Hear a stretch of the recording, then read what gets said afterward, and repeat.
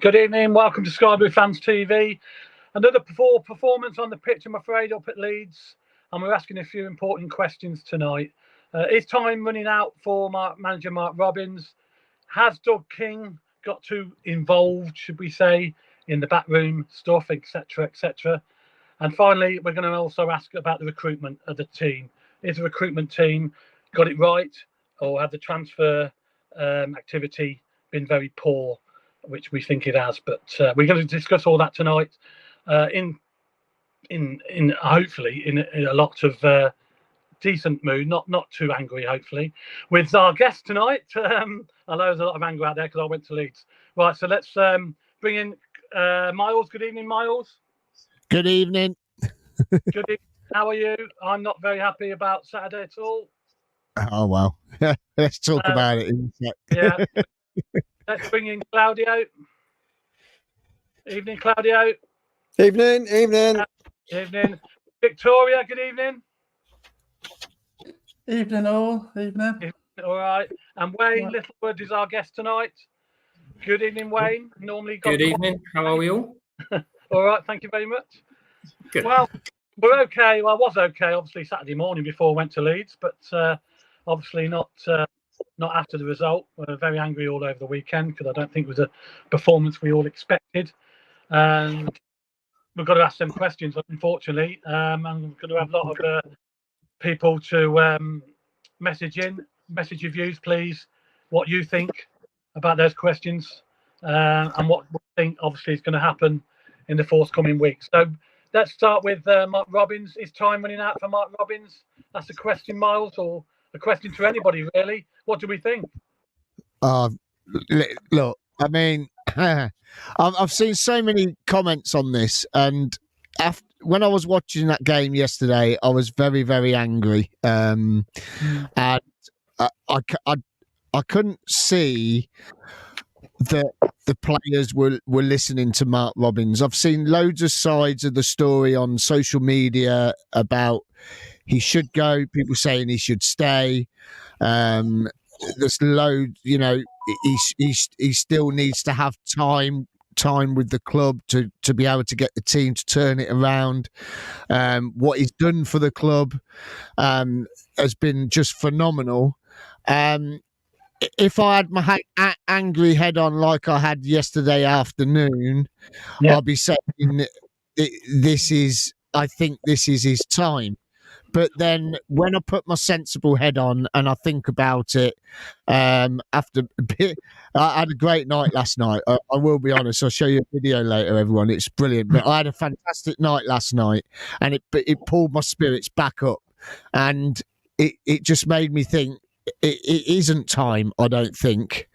I think he's still got time to turn it around.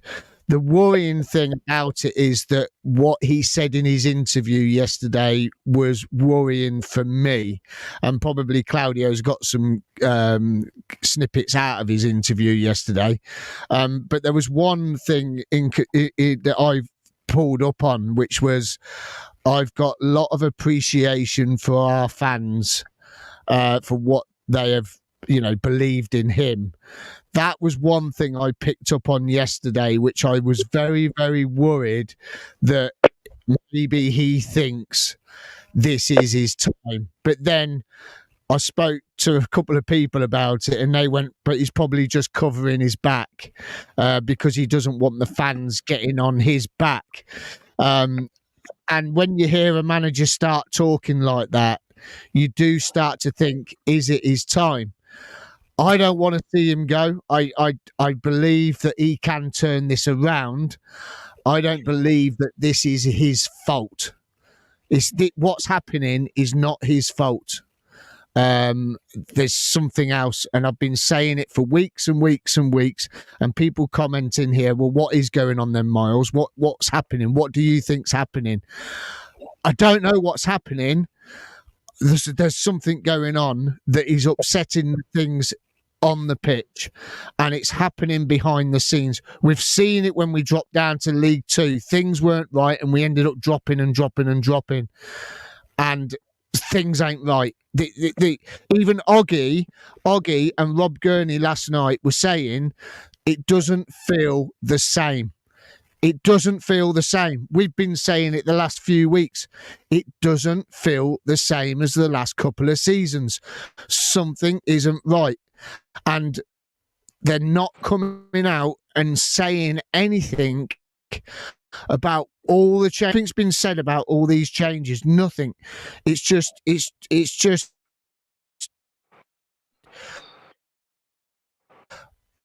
yeah, just something ain't right. And I don't think it's time he should give it a go. I still think he can turn it around. I believe he can turn it around.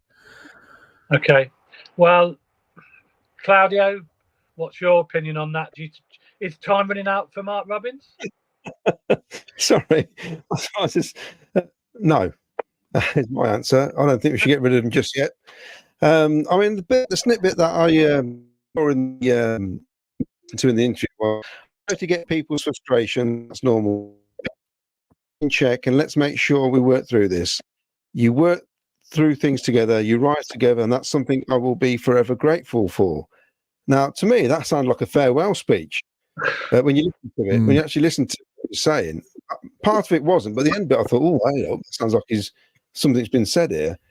The problem is, and Mars alluded to this, he is not the major problem here. It's been on the coaching area because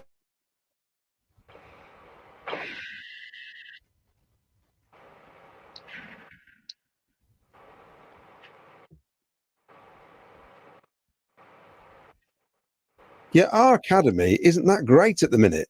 It's not like we're winning trophies. You know, we've not produced an academy player. Well, not many of them really have come through and taken hold of a first team place at all. So I don't understand that. So I don't. There's more to this than just Mark Robbins getting the odd team selection wrong. I mean, there are things where tactically we never seem to change it on the pitch and all that. We've all said that. But at the minute, we've got a backroom staff bigger than the So Solid crew, except the So Solid crew could get a tune out. This lot can't get a tune out of anything. It's absolute shambles. Absolute shambles on the pitch. And yesterday, let's face it, no one thought we were going to see that team selection. I don't care what anybody thinks. That was an absolute, well, mind-boggling. Milan playing right wing pretty much. What's all that about? You got Sakamoto on the bench? Don't get it. I just don't get it. Those are the bits I don't get. Yeah. So it's really frustrating because in the last two seasons we started badly, but you felt like we had players who could turn this around.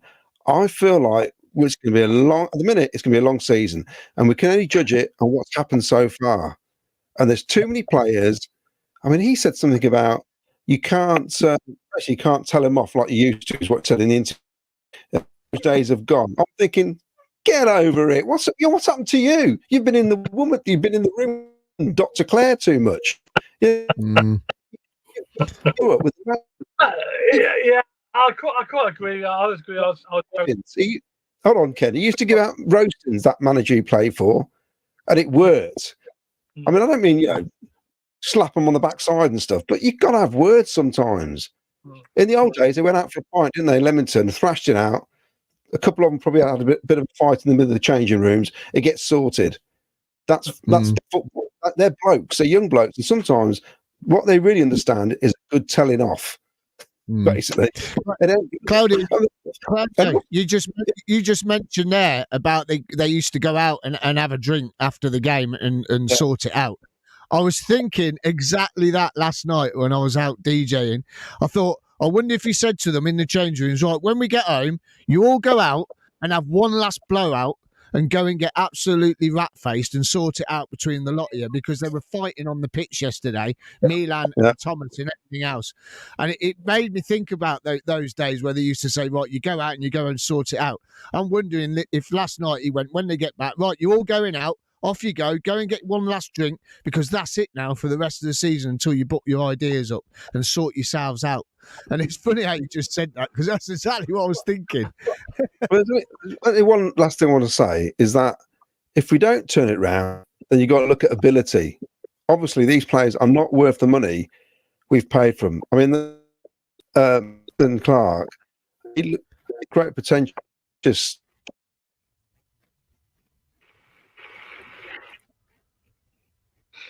that room with the Peterborough chairman with his pants around his ankles, basically, because it's over 4 million. You know what I mean? This is money we're not going to get back. Whatever we'll talk about him in a minute, but yeah. Yeah, well, look, we've got a lot to discuss tonight. So, I mean, let's move on. Vicky, let's just get your first on Mark Robbins. What do you think? Is it time running out for Mark Robbins, in your opinion, or has he got plenty in the bank still?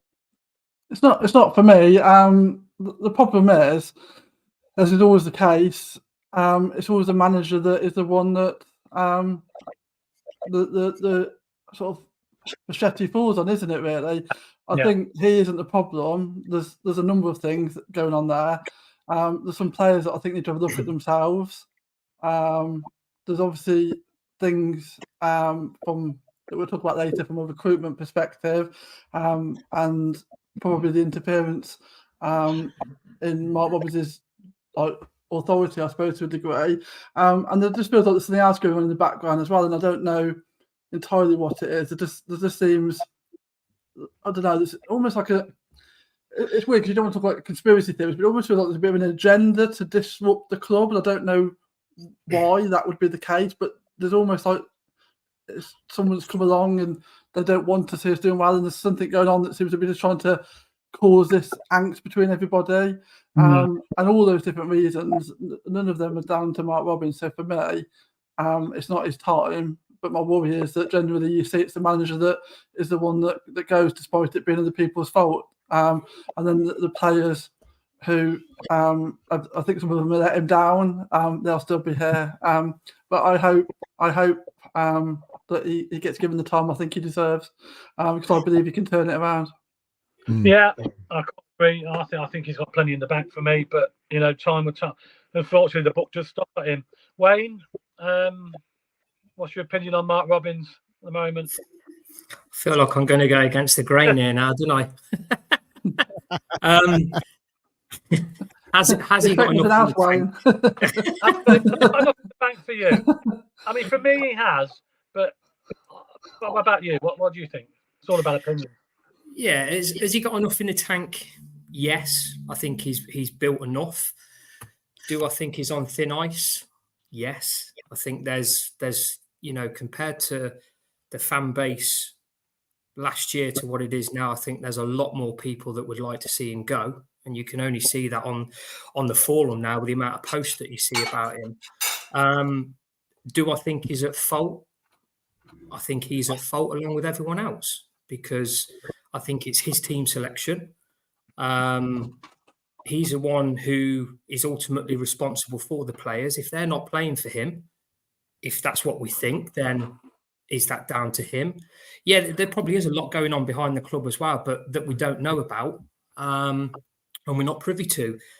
But I think the next two games for him will define whether he's there or not. I think if we lose the next two home games, or only even pick up a point, I can't see him lasting past that. Do I want to see him go? No, I don't, because I think he's been great for the club. But you can only go so far. And a lot of people, always say, we start like this every season.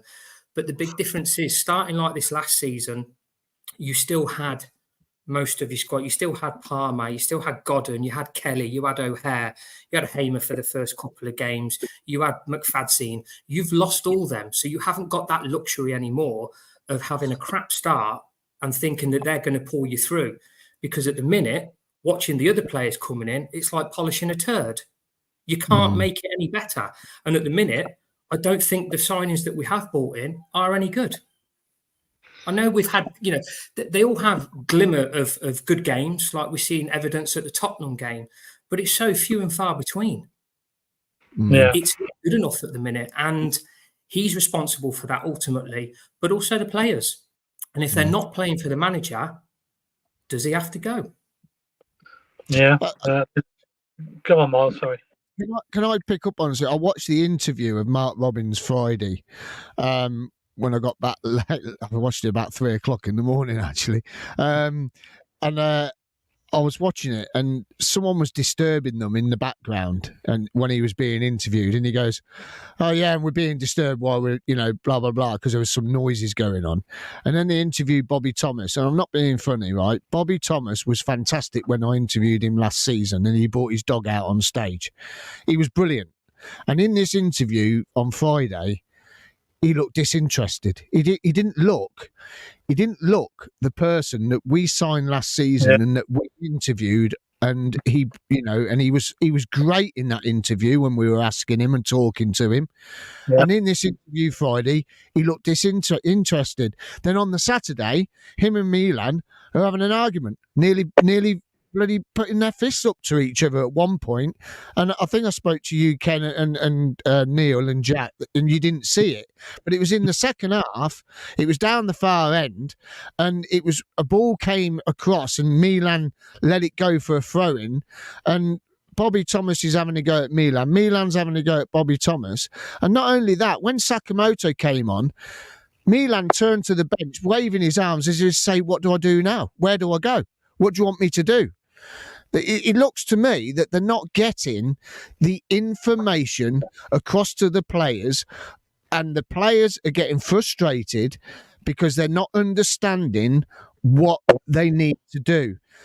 If I was Mark Robbins now, I'll be going back to basics. It's like Oggy said as well on the radio. He said, we've got to shore it up at the back first. We start at the back, stop leaking the goals. If we draw 0-0 and we keep a clean sheet, fair enough. We've got to start it from the back, and we've got to build it from the back.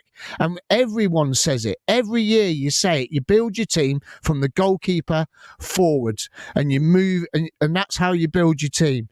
And that's what we've got to go back to basics. Forget all these fancy flicks. Forget all these fancy passes cross field and everything else. Let's just pick up the ball. Let's pass the ball nice and easy and pretend that we're starting to play football from the beginning again. That's what they need to do to turn this around. Football is simple, and we were always taught. I'm not a professional footballer, and I know I'm probably talking a load of rubbish here, but football is simple. It's simple. You let the ball do the work. You let the ball do the work, the other team struggle because they can't get the ball off you. You let the ball do the work, and that's by simple passing. And we've got to go back to basics, and we've got to start at the back and just get a goalless draw, whatever, or a sneaky 1-0 win in the 89th minute or something stupid on Tuesday night, just to give them a bit of confidence. Because at the moment, they're all fighting each other, and it ain't good. When have our players ever had a fight on the pitch? When? Yeah, never done that. There's something not quite right.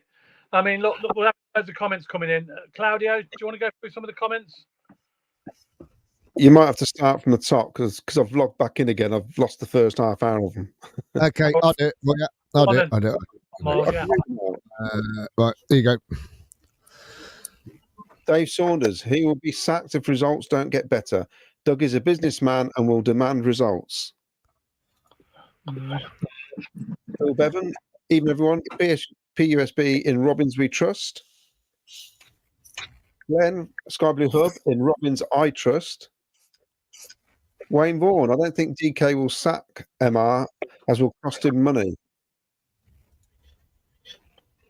James Hollyoak, so will relegation. Good point. Dave Saunders, so we're not going to the Premier League. Ken O'Tomo, it won't be silly sacking. It will be about if Robbins gets his head turned if things don't change. Well, Man United might sack their manager tomorrow. Man United might come after him. No, they're just evening alls. 2 secs. Go on. Paul Cutterford. Oh, he'll be sat behind you on Tuesday, trying to deflect this criticism on social media and then coming up with a performance like that just shows how the pressure is getting to him. He's not the MR we know, and it's not like him. No, he's not. Definitely not like him, Paul. Doug Bolam, even though I think we all watched a lesson in how not to play football. Paul Hughes, I'm not happy about Saturday as my wife is a Leeds fan. Oh, bless Paul. Oh, bless Paul. I spoke to him after the game yesterday and he says, I'm lucky that my wife's not gloating too much, which was nice. So good evening. And our thoughts go out to Paul Hughes and his family as his brother-in-law has not been found. He's gone missing in the French Alps. So all our thoughts are with you, Paul Hughes. So hope you're okay and hope your family's okay. Yeah. Yeah, I think I must be a Leeds fan. Gotta be. Sausage United now for Robbins, and for once the end of the match show them it matters to us. Don't clap. You're not fit to wear the shirt is more appropriate. Graham Cockrell, first the passing was so bad I was embarrassed. Yeah. Danny talks sport. I tipped Coventry for top 2 this season from a Leeds fan. Should be called Danny Talks something else now. Doug Bowden, the King, needs to hold his hands up and admit he got it totally wrong and give the reins back to MR to get this job done. He won't admit to anything, Doug. Nation Radio commentary, it's a results game. He's not getting results off. However, I think Doug is behind it. Well, we're going to discuss that in just a minute. I'm sure we've all got views on that. Lee Beckett, Robbins will turn it around. Trust the process.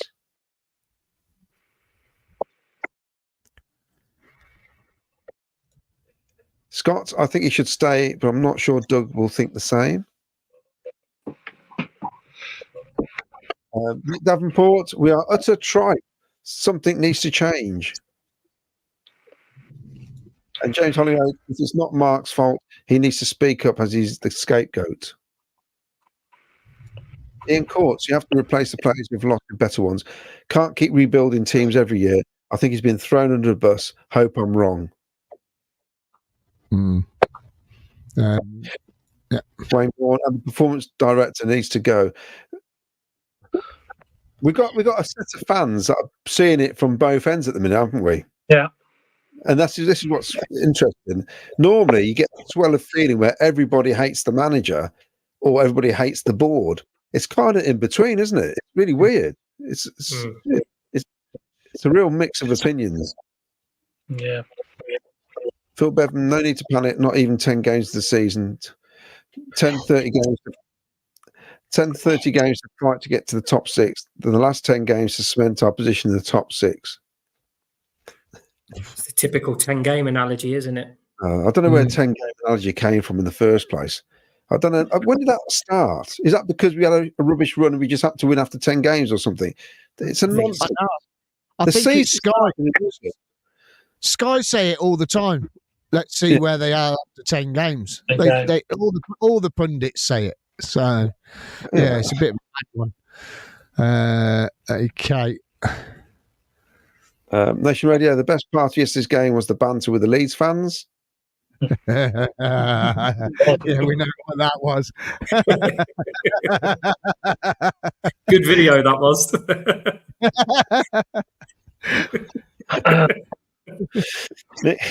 Was it the hair or the tracksuit that did it? They have a cigar as well. And ran there. Mick Davenport.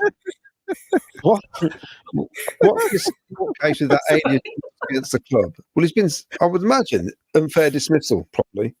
Yeah, I think, let me just say something about the ADV bash. What I've heard, because there's been no statement from the club. I believe legal action is being taken, and nobody can say anything at this stage from the club regarding the ADV bash. So legal action is being taken by VVAT.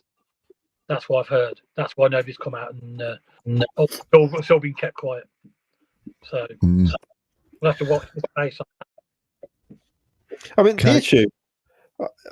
Well, I think some of the people have been promised things from high up, and then it doesn't materialise, and that's why people are leaving. That's why 2 players have left this season. Yeah. Believe me or not, that is what's happening. Basically.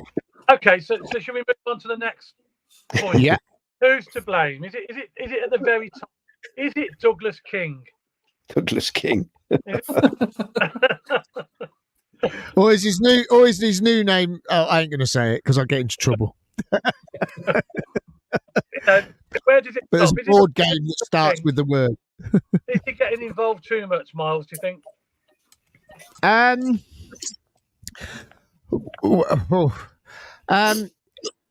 How can I put it? I've worked in a lot of jobs, and a lot of them were in the car trade, and I would say that I had a boss who owned the company, and he was a great boss. He was really good, but he wouldn't let the managers sort of take control. I know it's a sort of different philosophy here, but you'll get what I'm on about. So he was always involved. He was always taking over from the sales managers and sort of, because you have a sales manager and you go to the sales manager and he makes the decision. And this boss was constantly on it. He was constantly there. He was constantly in your face. Even if he was on holiday, he was always phoning up, getting in touch, and always being involved. He was always there, just bang, bang, bang. And I think how I see it is I think Doug King's doing the same. I think Doug King's come in, and I seen a comment saying that he came in halfway through the season. When he came in, it was all looking rosy. He had his ride. It was all, whatever he touched was turning to gold. And he thought, right, I can do this. I can take this on and I can do this. Yeah. And he's come in thinking he can run the football club like he can run his factories or whatever else he runs. And he thinks he can just come in, take over, and do it his way. Football business is completely different. I mean, I don't know. You know it's completely different because the way it's run is the majority of football clubs you lose money. You can't come in and take over from a manager that's brought you from League 2 all the way up to the Championship with no resources and create miracles. Let the guy do his job. Your job is to be the owner and sit there. You don't see Delia Smith putting her nose in and making signings and things like this. Delia Smith sits in the background at Norwich and she lets her staff do all the work. You've got to delegate it. And I think Doug King's come in and taken all that away, and he's trying to take it all on his own. And I don't think it's working, to be honest. So is he to blame? In a simple answer, is he to blame? Probably, because he's not rectified the things that need rectifying behind the scenes, to be honest.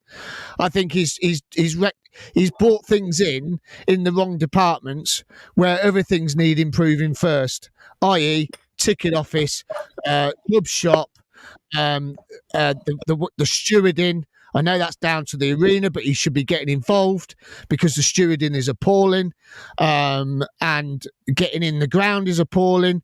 Those are the things that need improving. And if he wants to do something, that's what he should be doing. He shouldn't be interfering with on the field stuff. He's got to be sorting the things behind the scenes. That is training staff. None of that.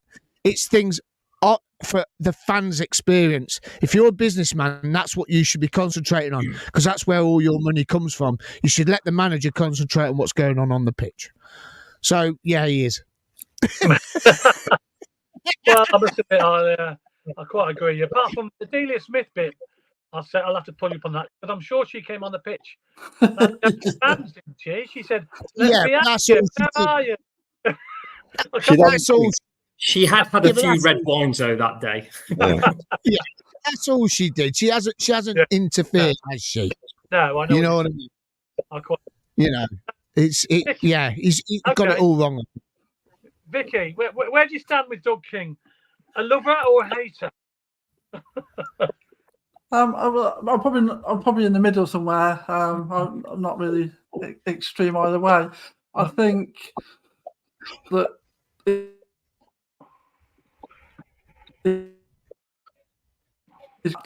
as much as anything, probably some communication would have been helpful.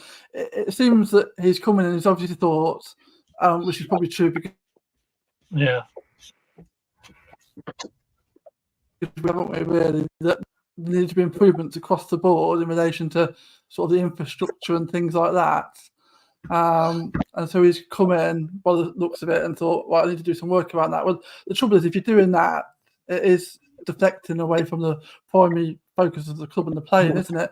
And so if you're then talking about promotion and being in the playoffs for 3 seasons out of 5 or whatever he said, that they're not really conducive with one another. So I don't think.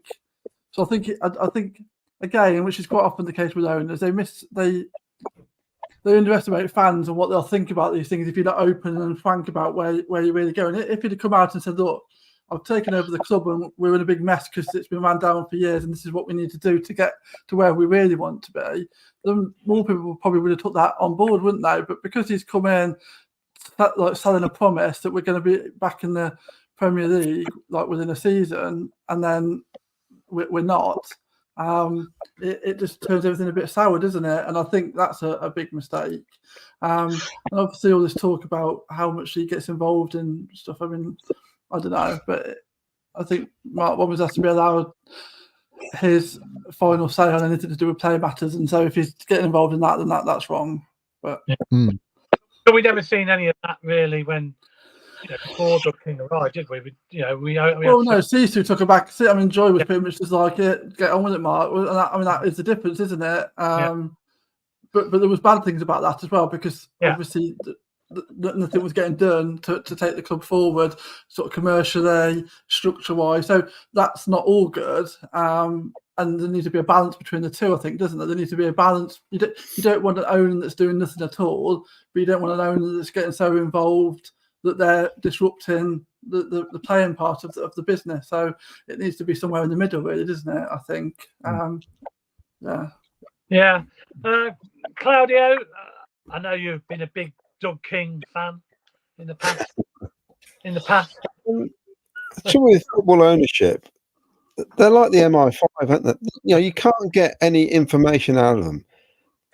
Present or past. Go Cesar, go beyond that, go Richardson, go way back. They'll never tell you anything, or club owners, because we're too emotive as fans, and we imagine if we were told little things, we just react ridiculously. That's the way we are as fans.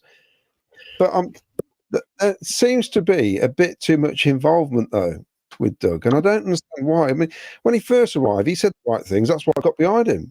First of all, he said we didn't look between the lines. We just took it as read. He said, "I've got rid of the debt. Got rid of the debt." That's the first thing. So he thought, "Yippee, we've got no debt," which means we can spend money, but then we can't spend money apparently. So I'm thinking, okay, if we've got rid of the debt, why can't we spend money for a start? Because surely we can spend money. We're not in debt anymore. That's what Leicester did when they went into administration. They built a ground, for God's sake. And then he's saying the 3 and 5 season thing, which we've gone on about, which lifts everybody's spirits. He said it at the right time, didn't he? When we were on a bit of a run with players that were brought in by Sisu, which were sold for millions, players that were brought in by Sisu. If Sheaf goes, that's another player that was brought in by Sisu.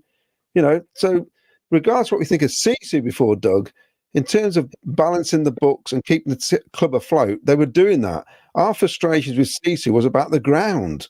For me, not about the players. It was the ground because we wanted to own that stadium. But Body, and if anybody listened to his interviews, oh my God, he was doing such a great job. And I think our problems have started since Dave Body walked out that door, basically. It's not been the same. We had a couple of people running things. We seem to have somebody, a performance person that... Yeah, we bought this new guy from Notts Forest came in. Is it Taylor or something? Taylor came in. I feel like he's surrounded himself with yes people now. Maybe that's what it is. And he's running the show. Doug King is running the show, basically. And if you can't see it, you are blind. Absolutely blind. No doubt about that in your mind, then, Claudia. Yeah, when I look back at it now, and a couple of people were doubtful when he came in because they says, "Well, great, he's come in just sort of midway through the January window, wasn't it?" Yeah. So we didn't really sign anyone, did we? We thought we were going to get a couple of really good players coming in, and nothing happened because it was too late apparently to do anything. Yeah. What we were told, and nothing really happened. So I feel like he's probably interfering too much. And obviously the 85 Ash thing, something's definitely, he's obviously been sacked. Why would you get a course? It's, he didn't walk, did he? If I'd left my job, I'm not taking my boss to court unless he's touched me up or something. You know what I mean? Something's gone on behind the scenes. The trouble with that is it's unfortunate, isn't it, really? Because we don't know what happened and why he's got sacked, which he presumably has, because like you said, otherwise why is he going to court over it? It might be, and obviously they can't talk about it. It might be that we would all agree with him being sacked. We might all think it's the right thing. Yeah. But also, Vicky, on that, if he was sacked and it feels like an unfair dismissal, why is Robbins still here? Because I thought he's his right-hand man. So surely you'd have gone, well, Cloughie didn't do that with Taylor, did he? No. I mean, you think Robbins might have said, well, sorry, if he's going, I'm going. Yeah. Which then makes you think that maybe it is something that was aiding, that we would probably think it was okay. So it's just an unfortunate start to the season because it just causes that unrest, doesn't it? It hasn't helped this season at all, has it? And it allows for conspiracy theories. Came out of nowhere, didn't nobody knew about it. No. We're just about to kick the season, and all of a sudden, no, by the way, there's no ADV Vash. What? Yeah. And that was just a surprise to all the fans as well. And the fact that the club hasn't come out and said anything about it, seems that there is something that's gone on, obviously, which obviously he decided to take legal action about. So that's why they can't talk about it probably, and it'll all come out in the wash, I presume. It just allows conspiracies to form in the meantime, and that's not helpful, is it? Because it just allows for negativity to spread. All sorts of going on. Yeah. Anyway, Wayne, Doug King, in one word, to you.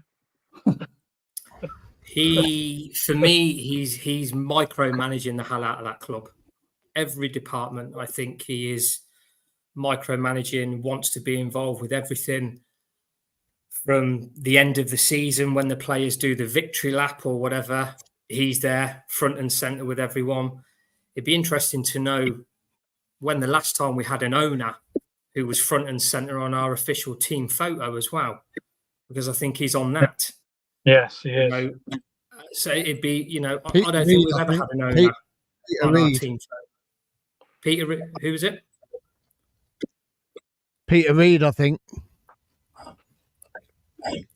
If I remember correct. He was a manager, weren't he? No, he was the manager. That's what I mean. Oh, yeah, he's the manager, wasn't he? No, I'm on about literally like an owner who is front and centre of our team photo. No. I think he just wants to be in the limelight at every opportunity. And I think he is strangling the hell out of everything. And it's ironic, since he has come in, he was riding the crest of a wave from January when we got through to the playoffs. And as we've all said, it is a Sisu team, or it was.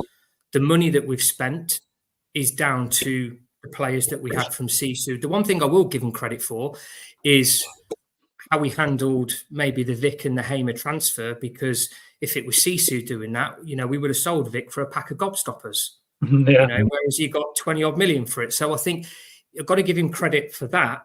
But operationally, I think we're a mess, and he's not focusing on that. And I wouldn't be surprised if he's verbally picking the team sheet with Mark, and soon we'll start seeing him on the subs bench. Honestly, I'm surprised Mark Robbins would allow that time. The thing is, it's all speculation. We don't know what's going on, but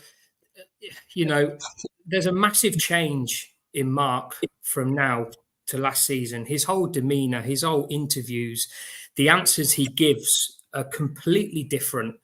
And what he doesn't want to do is he doesn't want to be coming across as that manager. Who was the one from Fulham? Was it Scott Parker? Yeah. Who kicked his toys out and slated the owners in that interview, and it didn't go well for him. And I don't think he wants to come across like that, because he's a highly sought after manager to a degree. Everyone recognises what he's done. And I think I don't think you'll see him act like that, but his whole demeanour is different this year. And I think underneath, he's royally peed off. Yeah. Okay. Got quite a few more comments coming in. Want to take it up then, Claudio? Yes, Peter Doolan. Good evening, crew. Hope all is well apart from our Sky Blues falling apart. James Hollyoak, the players are swearing at each other on the pitch. What's all that about? Yeah, I know. Yeah. Players are the problem, according to Glenn. Well, maybe some are unhappy they're playing out of position. Ian Collins, Madison getting revenge on United, the Cov kids, ECFC for me. Yeah, you got Bruno sent off today. Good lad. I'm sure highlight of the match is the Leeds fans giving Mad Hatter a hard time. All right. Okay. That was interesting. I didn't see that. I didn't see that. What was that? Oh, it's very interesting. Yeah. This is not MR's fault. All the recruitment is wrong from backroom staff to players. Well, we're going to talk about recruitment in just a minute. So, Ralph Wiggins, good evening, folks. I'm very concerned with what is going on. I imagine Mr. King could tell us what is going on BUSB. It's Finn, something's changed and it ain't Mark's fault. You don't become a bad manager all of a sudden from being probably our best. Yeah. Ben Cockerell, I don't want to see Mark Robbins leave, but someone is stabbing him in the back by affecting the team. Yeah, I like that comment. yeah.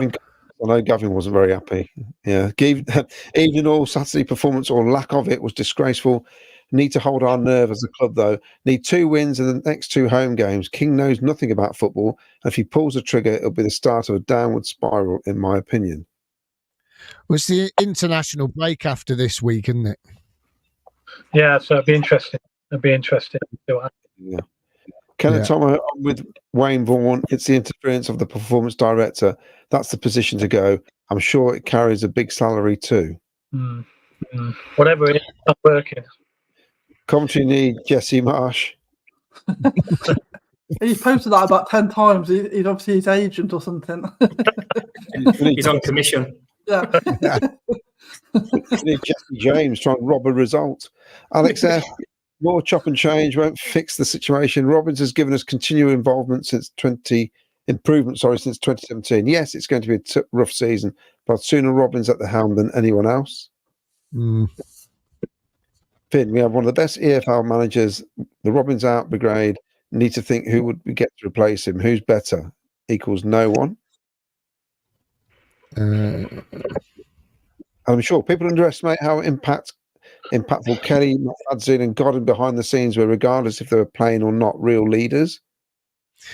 Well, saying about McFadzine, Blackburn had just took him on as a coach, which we've missed a trick, really. Yeah, without a doubt. I agree. I think so. Yeah. Martin, good evening. All not physical enough. Having said that, Leeds players spent most of the time on the floor. We had more possession. Best thing about the game was the banter Leeds and nothing special. I've got to say, watching Leeds though, in the first half, the pace of their play, the one touch straight, and they didn't mess around. They rolled it out, got to the wide defender, straight forward, get up to the centre forward, knock it back, knock it wide, knock it in the box. It's as simple as that. I mean, I like Bobby Thomas, but when Bobby Thomas is in the team, we play slow football.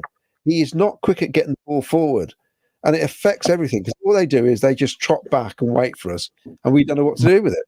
But Leeds were superb. That first 45 minutes, they were brilliant, and it's kind of, I think it's naive. Anyone who says Leeds are nothing special, I guarantee if the way they played for that first 45 minutes, if that was us, every single Coventry fan would be singing from the rooftop saying how amazing we were. Yeah. Leeds were brilliant. They absolutely battered us from pillar to post. They passed, they pressed, they looked so dangerous. And, you know, we thought our 45 minutes against Watford was decent. What we saw from Leeds yesterday was even a level above that. Yeah, they should have been 4 up. They should have been out. I mean, Ben Wilson did a triple save at one stage. They should have been out of sight. I mean, I know the first goal. Well, we can talk about the goals. He probably should have done better with the first goal. But the guy who scores, Italian international, he's in the squad. We're nowhere near that as a club. We've got no. Hold on a minute. You can't blame Ben Wilson for the first goal. You can. Yeah, I tell you why. Right, listen. You go on to Honestly, listen, right? You go onto the Sky app where they do the highlights, right?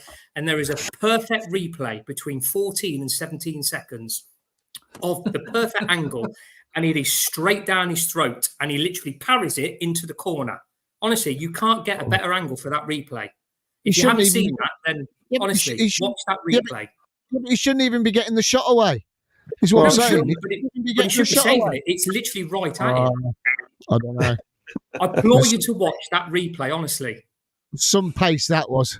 That was some finish. He hit it well. Don't get me wrong, he hit it well. But when you watch that angle, I think you'll change your mind. And I know people watching any highlights, Wayne. I don't want to live through it again. Thanks, mate.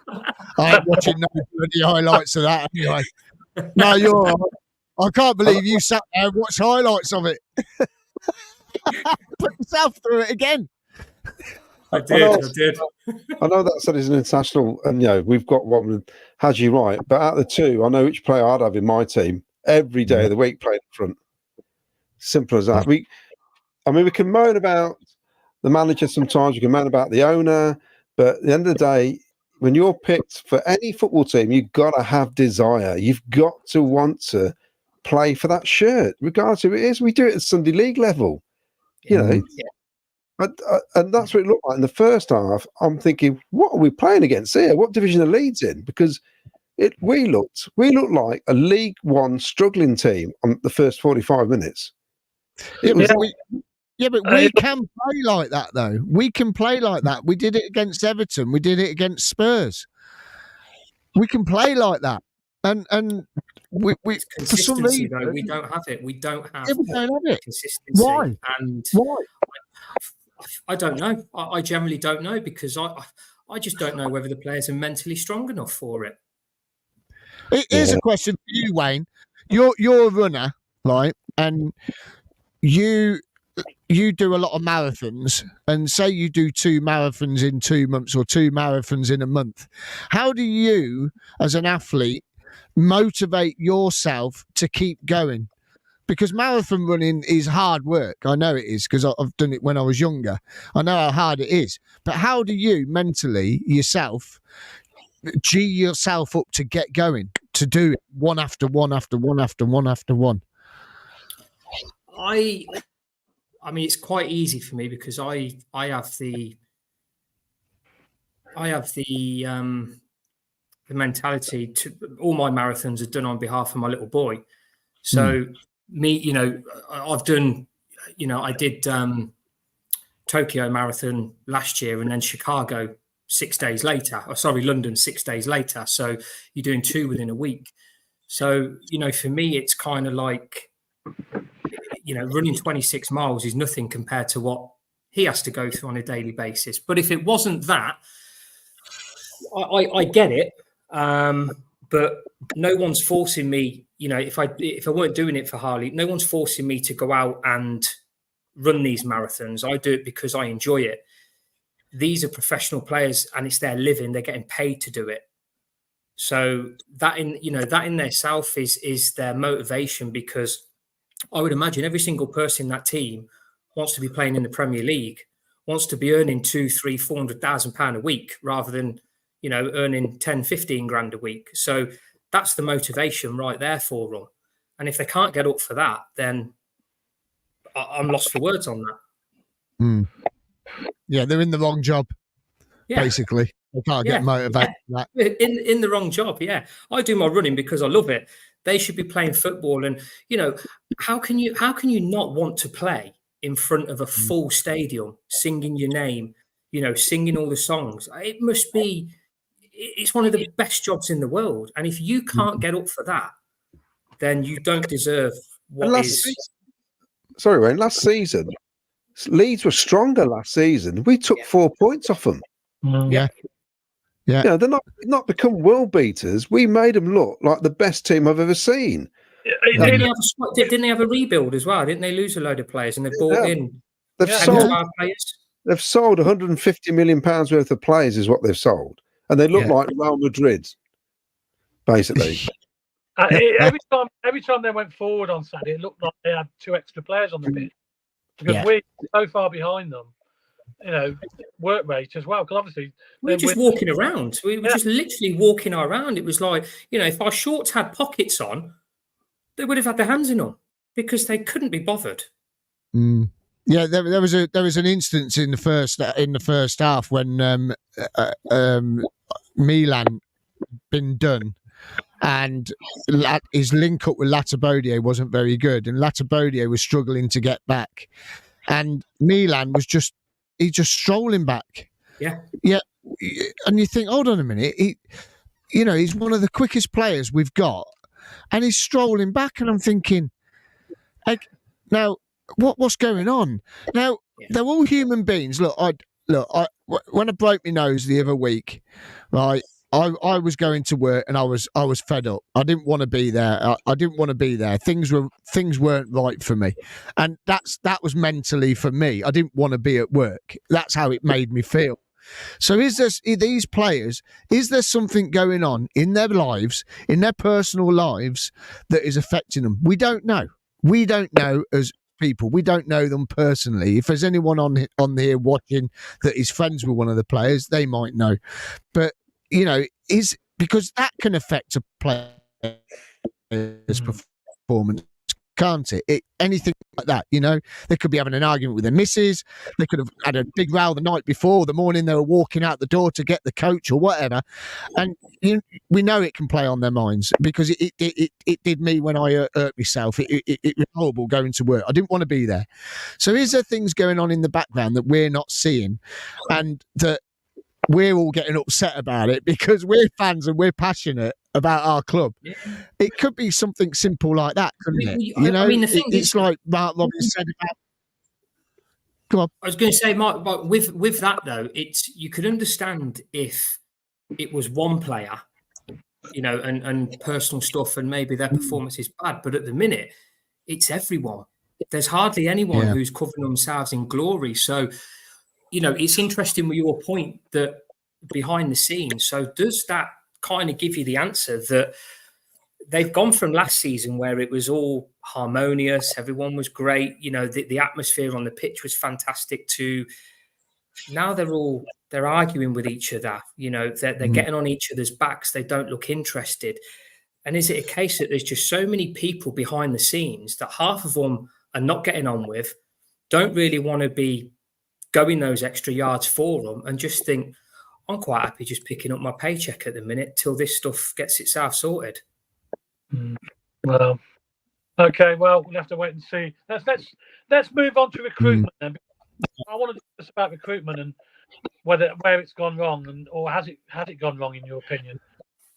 Because before, let's face it, recruitment's been good. There's quality players in over the last few years, and where do you think it's gone wrong here? I mean, Miles, let's start with you. Where do you think it's gone wrong recruitment-wise?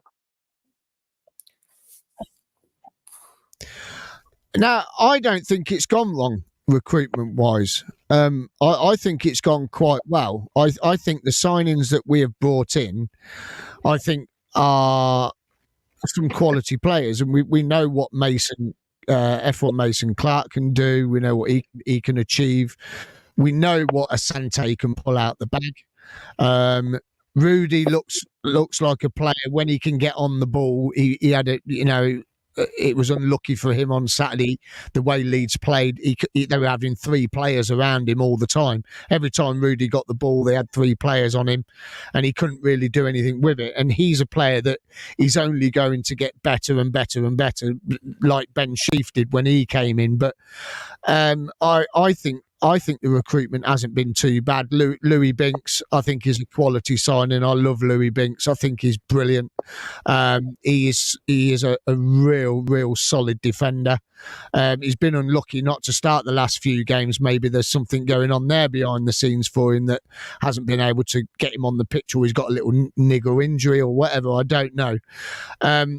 So really, for me, Ken, I don't think the recruitment's been too bad. I was very excited when Asante signed. We'd known for a few months and we didn't want to say anything just in case it didn't come off. We would have looked right idiots. But when we heard about that he was signing for us, way before, I was well excited. because he is an exciting player to watch. Sims, for me, like Victoria, I like Sims. I think he's a real good player. But he needs the service. If he ain't getting the crosses or the service and the ball into his feet, he can't do anything. And if he's a lone striker, like he was on Saturday, and everything was going against him, you're just on your own. You're just in no man's land. And you can't do anything. If you ain't getting that service, you can't do nothing. And Brissett for me has come onto the scene, and he looks a player, and he will be a player. He will be an amazing player.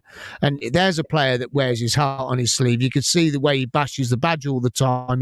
He loves the fans. He loves that excitement because he's young and exciting.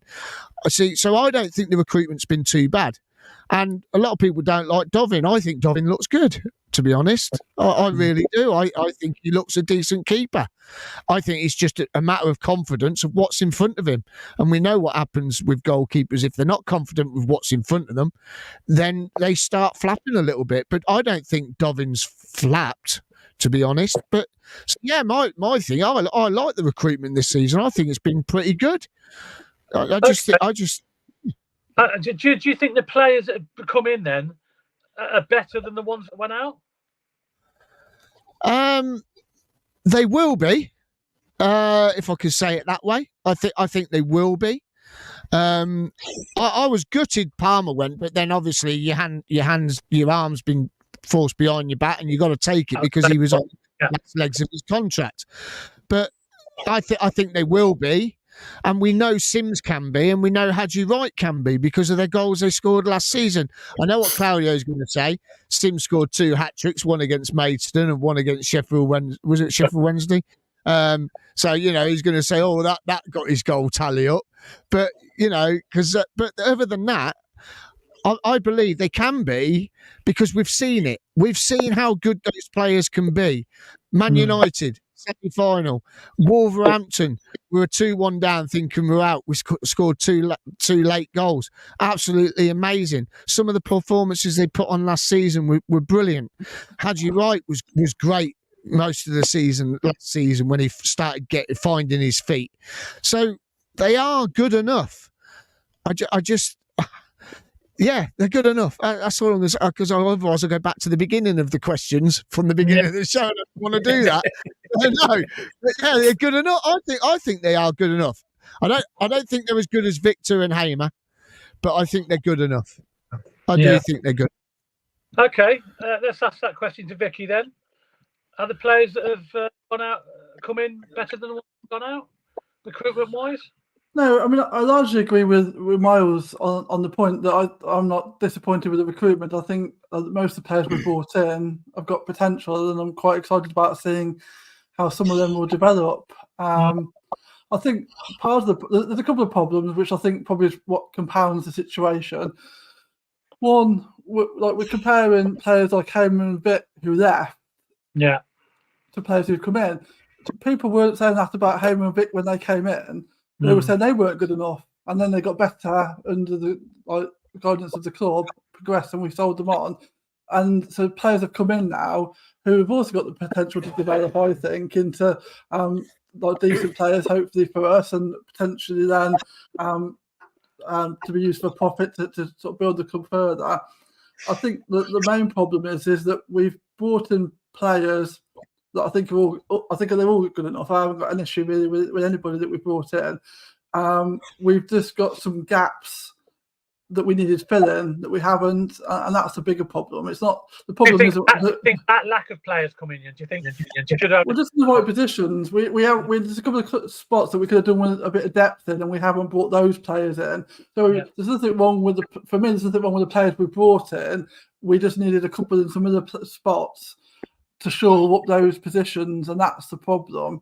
So I think the recruitment has been a little bit skewy, and it's turned the balance of the team off a bit, because trying to work out how to get the best out of all these players and what formation is going to work best for that is a little bit tricky, I think. And so that's the problem, isn't it? We haven't necessarily recruited in all the positions we wanted to, but I mean, it's difficult, isn't it? Because it's not like there's a shopping list that you can go into Sainsbury's and say, "Well, I want that player, and I'm just going to buy him now," and he's there. It's who's available, who will sign for the club, who's good enough, who'll accept the wages that we're prepared to offer. All those different factors. Which clubs will sell the player that we want. So it's never straightforward, is it? And that's a factor. So. Of course, we don't know the ones we've probably missed out on. We never hear about them, do we? Yeah, you're not going to say, like, people said, why have we bought another striker with Bassett? Well, Bassett's clearly going to be a massive asset for the club. There's a player there. So do we say, well, we're not going to sign Bassett because we don't need another striker at the moment, we need a midfielder, just because we can't get a midfielder at the moment, no one's selling the player we want there. So you're still going to bring in the players that you've highlighted to be good to take the club forward. So that's the problem, isn't it? That maybe the players that we could actually sign have still left gaps in other areas that we needed filling. Yeah. Well, I agree with you. I think it's all down to availability as well, isn't it? And timing. Different times, different availability for Robbins. Claudio, what's your view on recruitment this season? Not signing any loan players is bit Dougie boy on the backside. It's a ridiculous policy to be the only club not to have any loan players. What is he trying? What sort of martyrdom is he doing at the minute? I find it ridiculous. Even Man City have loan players. Arsenal, Liverpool, they have loan players. It's ridiculous. I mean, I don't know what he's trying to achieve. They go off at the end of the season. How many loan players have got promoted? I'll tell you what, virtually all of them have got loan players. Yeah, they support the team you've got. They help them out by having loan players. I just think it's a ridiculous policy. And we've missed out on some players during the summer because we could have loaned them. We could have had them in. But it's okay for us to loan our players out. We can loan our players out. But we don't have any loan players coming in. Well, there was rumours that he was trying to get people like Matty James in. They could have got loads in the window. Proper, like not 32 or 36, however old he is. I'm on about him. Who were our best players when we got to the playoffs? Over this, I mean, Callum Doyle, loan player. McNally, loan player. Yeah, they were fantastic. O'Hare was a loan player before we signed him. Sheep was a loan player before we signed him. Yokres was a loan player before we signed him. I can list a load here of loan players. It's an idiotic policy. It really is. And it's not helped us at all. It's set us backwards as far as I'm concerned because the squad's not big enough. It is not big enough. And do you think Doug King brought in policy then? Well, he has said he didn't want loan players. Well, he wants to own all the players. Like some sort of, I don't know, like some 19th century landowner in the south of America wants to own everybody. That's what it sounds like to me. That's where, for me, Mark Robbins should be coming in and say, hold on a minute, I'm the manager of the team. That's an extreme analogy. I'll decide if I want any loan players or not. That's what should be. No. You're telling me if it had turned around and said, I don't know, one of the best players at Leeds that they can't get in the first team, or you can have him on loan, Mark Robbins say, oh, yes, please. I remember the old story when Robbie Keane signed for Cov and Richardson went up to Strachan and says, do you fancy Robbie Keane? He went, well, go on then. I mean, no manager's going to turn a player down. He's not paying the bill, is he? I reckon he thought after having a Yari last season, he went, forget it. There's been a couple of bad ones, but most of them have been good. Louis Binks was a loan player. We've signed him. It don't make sense. It doesn't make any sense at all. Signing a Yari, mate. It's all over. You're right there, Claudio, aren't you? And like I've just said, that you can't necessarily get the player, like you can't necessarily buy the player you want at the right time. The loan market allows you to supplement that. So you're right, aren't you? We couldn't get necessarily all the players we wanted, and that's just the way it works. But we could have then supplemented the squad with a couple of decent loan players. So you're right. Yeah. I've got a feeling that he has a meeting with the whole recruitment team, and Doug King says, let's not bother with loan players, and he's got everybody's mic turned down, and he go, oh, okay, you're all in agreement. You know what I mean? So they can't reply to him. It just seems weird. It is surprising, to be fair. I am surprised. You're right. You are right when you name all them players. It's amazing, really. There's quite a few players that have joined us on a loan. Yeah, don't forget that. How did you remember that before? Do you remember that? How did you remember the loan players now? Yeah. Right, You always put him right. Wayne, where were you on the recruitment this season? I don't really think there's that much more to say after what Claudio's just said, because he's absolutely spot on. You know, the loan market is a tragedy for us, and you know, he's just reeled off player after player that we've bought in that were based off loans, which is unbelievable. Going back to the recruitment, it's been okay, but I think we've overpaid on a lot of these players. I think that's the issue. You know, we, as Vic said earlier, you know, when Vic and Hamer first came in, they didn't look that good. But we've now gone out and spent a substantial amount of money on Wright and Sims. I still don't think they look that good. I'm not impressed with any of them. I don't even think they're in the same mould as Hamer. So you know, for me, striker-wise, we've gone backwards. You've got Radoni. Yeah, I think he's good, but I'd take Callum O'Hare over Radoni any day of the week. I really would. I think Milan and Sakamoto are good buys, but I think Sakamoto, since that injury, just doesn't look the same player. Just looks very, very scared. Reluctant to take players on, isn't he? Yeah, it really is. And then you look at Thomas and Kitchen coming in, compared to the likes of McNally, Doyle, Fads. Yeah. Again, don't think they're in the same mould as them three. And we possibly had the chance to get those players back. So, you know, I think we've done okay. I just think we've paid too much money for the quality that we're seeing at the minute. And I don't think we're getting the return on investment from Wright and Sims currently. Yeah. Okay. Right. Loads of comments coming through, I believe. Let's see what they have to say. Yes. Sorry for delay on the comments, everybody. It's just get rid of some anger. Mick Davenport, King needs to exchange with the fans, engage with the fans, tell us what's going on instead of doing a CISO and saying nothing. He's definitely stopped talking. Yeah. 2 seconds. I've just lost where I was. 2 seconds. I'm just clicking them. He was chirping like a budgie when he first joined us. I know. I've lost it. Oh, man. Where was I? I can't remember where we were. Let's do that one. Mark French, Robbins needs to go. Excuses every week. The last of the season, the signings last year were rubbish. Wright and fans favour on lazy, greedy players for talk. My grandson got more pace. Okay. Martin Kaz, Deadly Doug's getting too involved with team affairs. Should step back and trim the coaching staff. Too many and get rid of the performance lady.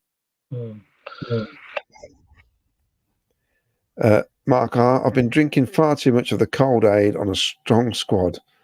Until yesterday, we used the least number of players in the league, given the squad we've got. Who else is there to try? That's what I said. Should have had 4 loan players in. Kenneth Thomas, crowd need to show and sing on Tuesday that we're behind Robbins.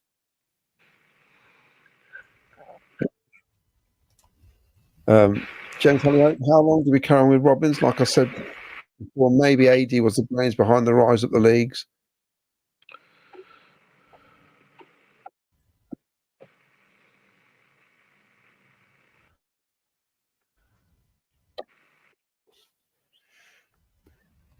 Assassin's Unite, managers are out there.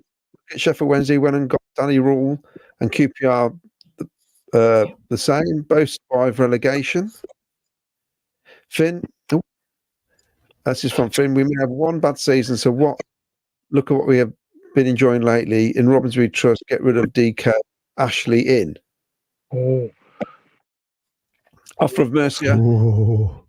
Lucky win against Blackburn. I got some stats on that, and then I think a win against Wednesday would lift everyone. Tom Holton agree. 1 point or less from the next 2 games. I can see it being curtains for Robbins' era. I can see us struggling against Blackburn on Tuesday. Tom Holton would like to see Danny Rawl as manager, but believe he has a hefty buyout clause. Mark R. Robinson, what other options would a new manager have we don't already have?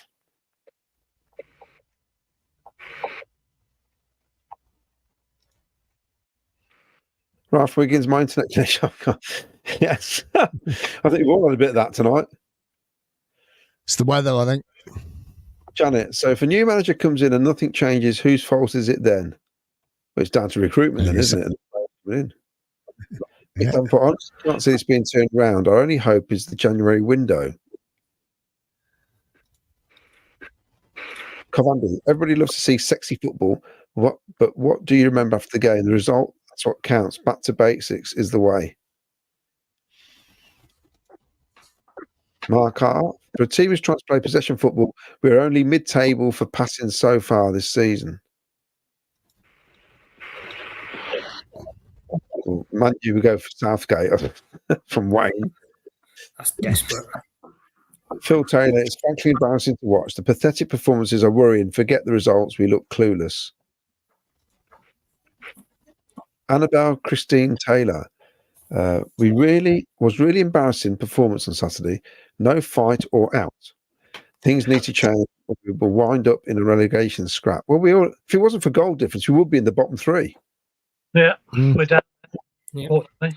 Dave Best, Doug Lee, Doug Sisu in disguise. There's massive problems, and it's got to stem from him not willing to pay our best players what they deserve. O'Hare Palmer being the latest who created the team spirit.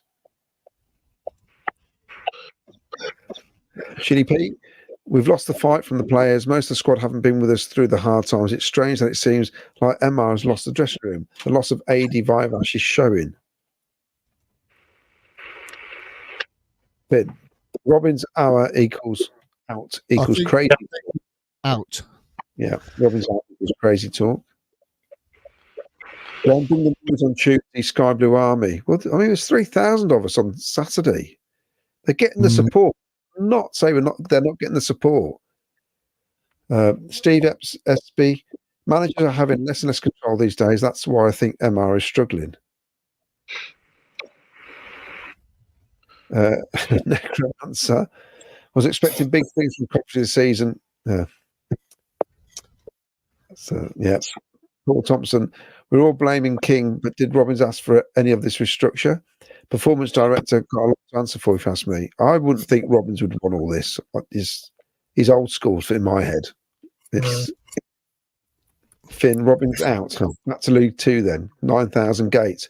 Well, I need to get served at the bar. And you won't be queuing to get in the gate, get in the ground as well. No road closures. There are benefits of being in League 2. Adrian French, cheaper tickets. Adrian French can't take this defeat to heart. Leeds are miles ahead. Robbins will get them back on track. How can they be miles ahead when we've got 4 points off from last season? That's what gets me. West Yorkshire Retro Gamer. Coventry and Luton to do a manager swap deal. Saturday night, is this doctor? If this doctor is a GP, get to prescribe some medicine.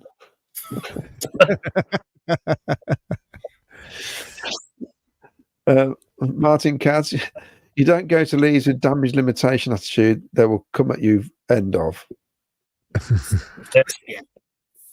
Quinton Cartwright, according to another podcast I listened to, said Mark mum died last week, but I don't know how true this is. He sounded tired. He does sound tired. He does sound like tired. Trevor Merriman, my belief is that Doug King has sorted the backroom staff, possibly without MR consultation. He is not a footballing person.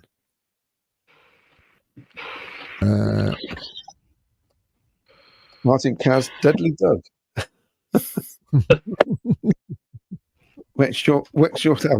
Sam, Dr. Clare gives me vibes of Clive Woodward at Southampton. Oh, yeah. That didn't go well, did it? No. That type of role very rarely does. I mean, I'd be corrected if someone can think of somebody, but generally that sort of role always seems to cause trouble within clubs. I can't think of a positive example of it, really. I can't think of it, to be honest. Yeah, it's West Yorkshire Retro Gamer need to go back to the days of Ogruzovic and Huckabee. The trouble is, she was involved with the Olympic team, and you deal with a lot of individuals in the Olympic team. If we were all That's a runners, different dynamic, isn't it? Yeah. if we were all runners individually, I want to beat Wayne, and Wayne wants to beat Mars, and Mars wants to beat Vicky. If we're in a relay team, we're a team. That's different. But so it's a different mindset to a football team and young blokes. And I don't know. Maybe I'm just old-fashioned, but it doesn't wash with me at all. Annabelle, Christine Taylor, the pair of them still hug after the playoffs and the FA Cup semi-final. So the pair of them hung over after the playoffs and FA Cup semi-final. Really? Oh. Well, we keep talking about the FA Cup semi-final. Yeah, but I'm not. As a player, you get over that. It's just, Trevor Merriman, possibly DK to involved with recruitment as well. Yes, I know it's his money, but it's not his money at the minute, is it? Not his money, no. Kind of unofficially. You know what I mean? It's The thing is as well about that playoff and the FA Cup semi-final especially is, I mean, obviously as fans we were gutted, especially when we were robbed by VAR when we thought we got to the final and all that business. So as fans, like we do talk about it a lot and still feel emotional about that time. As a player, you'd have thought, so you beat Wolves, you really ought to have beat Man United. Why is that not driving you on to think this is what we can achieve? Like, we know that we're this good. Like, surely that would be driving you on as a player to think I want to be playing these teams week in, week out in that league rather than like falling apart. Yeah. It makes no sense at all to me. Like, surely that's a motivation. Like, once you're up after the initial upset, yeah.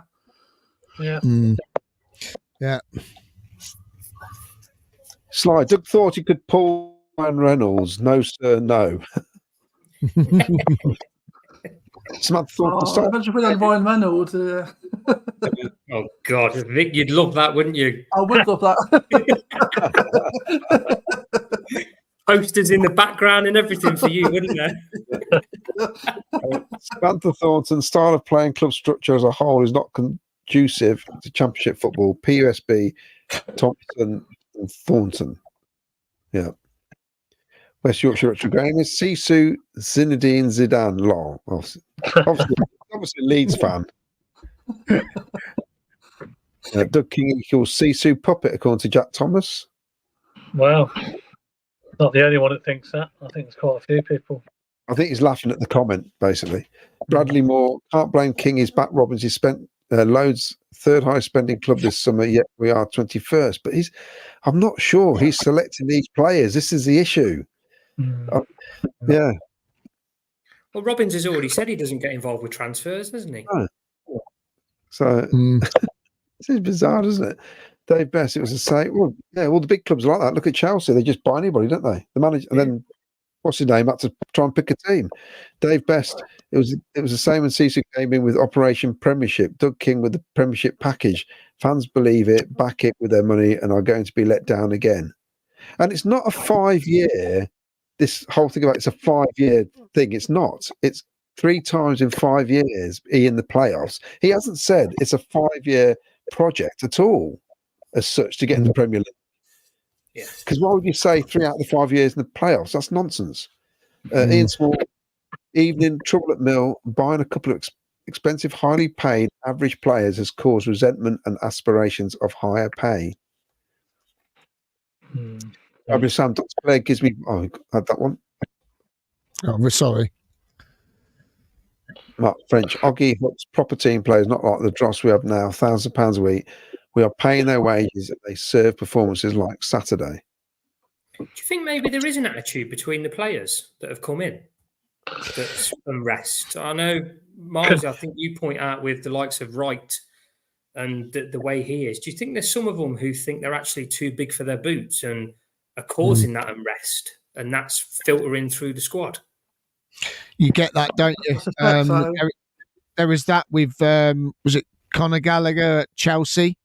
He went to Atletico, didn't he? Because Chelsea wouldn't pay him the same as they've given Cole Palmer, a 10-year contract or something stupid, and so many thousands a week. And Conor Gallagher said he was worth the same, so he's left and he's gone to Atletico. So it wouldn't surprise me that is going on, would it? I mean, you've only got to have some big-headed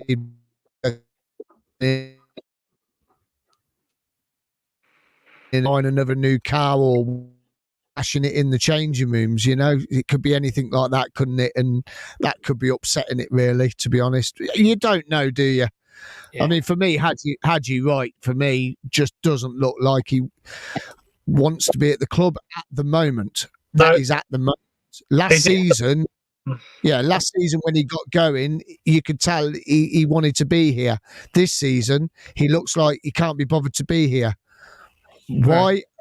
Is it because we've brought in some players to fill the left side of the pitch, so he's got to fight for his place because Mason Clark's there playing on the left. Then we've got Rodriguez, who we haven't seen yet.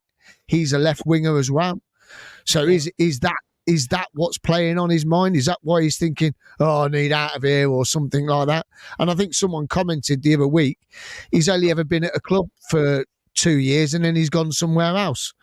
So, it could be happening, couldn't it? It's weird now because I thought we were going to get a big season from him. And you remember the home game against Oxford. He was almost unplayable. And I know it was Oxford and they'd just come up, but he just looked a completely different player. I mean, he ran the show against Oxford, got a little bit ball greedy second half, which frustrates everyone. But, he wanted the ball at every occasion. But since then, the opposite, complete downward spiral, doesn't look interested at all. Yeah, it's like... do you think it's... Sorry, Miles. No, go on, Vic. I was going to say, so do you think, Wayne, that the part of that is to do... That was on Sky, wasn't it? So people are watching that. So is he playing out? It's only going to turn up when... Yeah, that's what I said earlier as well. Some of them, you think that, when we play the big teams, they step up because they're in the shop window. But you would then think that they would bring this to the league because who doesn't want to get into the Premier League? Yeah. For these players, that's the ultimate goal, you would think, to get in the Premier League and earn that big money. But it's interesting. It is. It's like we said on the show after that game, and we lost. I think we lost, didn't we, to Norwich? And I said to these guys, I said, Hadji Wright just looked disinterested. He thought that he did it against Oxford. That's it. He's done his job for the season, and then just can't be bothered. And when they said he was coming on Saturday, I was like, oh, whoopie-doo. What can he do? Exactly. Here we go. How'd you coming on? Oh, great. And nothing. No, did nothing. He made no impact in the game whatsoever. No. That's the pointing thing. We got any more comments, or is that loads. Gavin Collins. DK micromanaging Robbins is front and centre when things going well. Things not going well currently. His silence is deafening at the minute. Too many losers in our squad, according to Sky Blue Sam. No winners like Fads, Kelly, Doyle, James. Can't handle the pressure and the expectation to win. James Hollyoak. So what does Robbins do at Coventry now? If he don't coach, don't choose transfers, what is his job? Very good point. Yeah.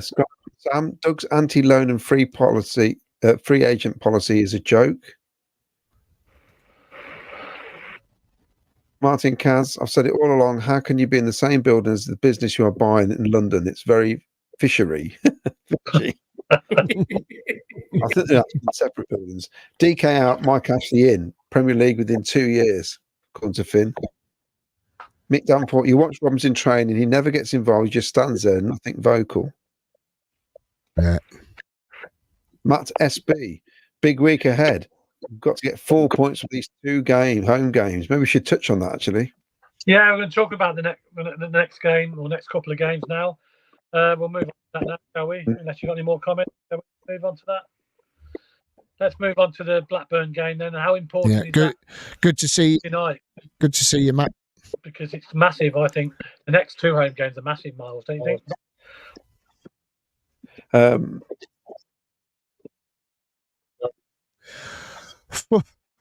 Huge, absolutely huge. Tuesday night is just going to be wow. I dread to think what's going to happen Tuesday night. I just hope it ain't raining. That'll do me. But Saturday, yeah, Sheffield Wednesday, you got to be thinking we can turn them over, because we all know how we don't like Sheffield Wednesday after last season. But yeah, it's a big week for Mark Robbins. This definitely. Where would you go with the team then? Yeah, for the Blackburn game, would you make many changes, or is many changes to be made? To be honest, because what would you do? Me? Yeah. Me? Yeah. I'd go two up front. I think we've got to go two up front. I really do. I think we've got to go 4-4-2. I believe that's the way we've just got to try and stop the rot. And you've got to go, like I was saying earlier on, let's go back to basics. Let's go back to 4-4-2. Let's go back to just passing the ball normally. Let's go and just play a normal game of football. Stop trying to be clever. Stop trying to play it out from the back. Let's just try and do something slightly different. Throw a team off what they've seen us play so far. I would just go back to a 4-4-2 for these next two games, to be honest with you. And it would be Bissett and I think for me it would be Bissett and Asante. Because of the pace, and they're both closed. They both do the high press. They'll both press. That helps Rodoni as well, doesn't it? Like Rodoni, if you think when them two were up front against Tottenham, Rodoni was a completely different player because he actually had two players running into channels. He doesn't get that with Sims. Yeah. You know, he was like Rodoni was fantastic, and the amount of balls that were put through the channels for them two to run onto, you know, was fantastic. I didn't even know Rodoni on the pitch on Saturday, to be honest. No, as I said to you earlier on, he had three players on him every time. Every time Rodoni picked up the ball, he had three players on him every single time. He couldn't do anything. There's nothing he can do. And he was waving his arms about because there was a few situations. He had the ball on the far side of the field and he was asking for some movement. There was no one moving. He had no one to play it to. And there was all of a sudden there was three players on him. Yeah. And he loses the ball and they go down, they start taking it down the wing and taking it down the other end. So, yeah, I believe that's, So we don't, you, Wayne. Okay. Vicky, let's move on to you then for Blackburn game Tuesday night.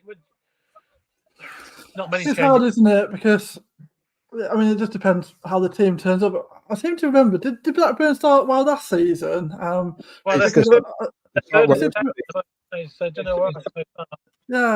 to remember that when we were going to play them at home last season, maybe we hadn't got quite going and everyone was saying that we wouldn't get a result. And then we beat them, didn't we? So let's hope that we can do the same again this season and maybe sort of spark a bit of something into this season.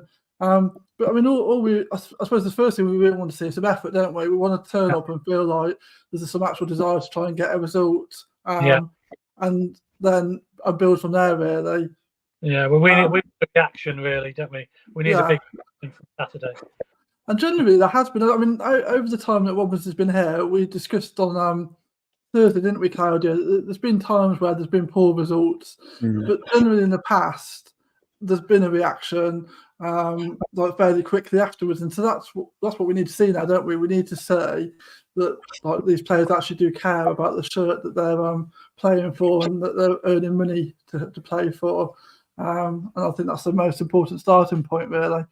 Would you go two up front, or would you? I was saying on Thursday, I want to see Bissett and Sims get a run together. I think the other thing as well is we need to decide how we're going to play and go for that for a run of games. There's been quite a lot of little tinkering, and that doesn't help, does it? So I think we need to go, well, this is what we're going to do, stick with it for a few games, and sort of give some stability that way as well. I'd like to see Sims and Bissett and see what sort of relationship can develop between them, because I think that could be something quite exciting. Bissett is interesting for me. He's a very good player. I'd like to see a lot more of him. I was disappointed he never came on, by the way, on Saturday. Anyway, Claudio, Tuesday night, Blackburn. Difficult game because they're third in the table. Yeah, and they, like Vicky says, I mean, last season, or the season we got to the playoffs, I think the first 12 games they won 6 and lost 6, didn't they? It was ridiculous. They just won or lost. And I think it was similar last season, but they weren't great last season at all. In the end, they were terrible, weren't they? Yeah. Almost like they're going to go down at one point. Yeah. Now, omens. Can't bogey teams work in our favour because they've only won once in Coventry in the last 32 years, I think, in the league. Oh, now you put the dampeners on it, didn't you? That's it. Forget it. It's all over. Everybody, that's it. It's finished. Claudio said it all. It's going to be 2 wins in the last 30 odd years. So you wait till Thursday. Now on here, you're going to get crucified if we lose. My in-laws, and I'm going to be the first one to comment. From the gym. Caroline's family on her dad's side are all Blackburn Rovers fans as well. So yeah, what do you do? We just got to win, and I think the basic way of doing it is try 4-4-2. Just go simple. I mean, as much as Pep Guardiola, everyone raves on about the football he plays. For some clubs, he's killed some clubs. I think. Yesterday, I watched all the highlights. I watched everything. Down to League Two. There's so many mistakes by keepers trying to play from the back. It's hilarious. Even the Premier League, all these clubs are trying to play from the back. Aren't we sexy? Let's play from the back, and it's absolute nonsense. I'm sure we'd be more. Derby case in point as well, wasn't it? Sorry, Birmingham. Yeah, Birmingham. Yeah. Just play to your proper strengths. If we've got decent wingers, which I think we have, haven't we, in the club? Get the ball to them as quickly as possible.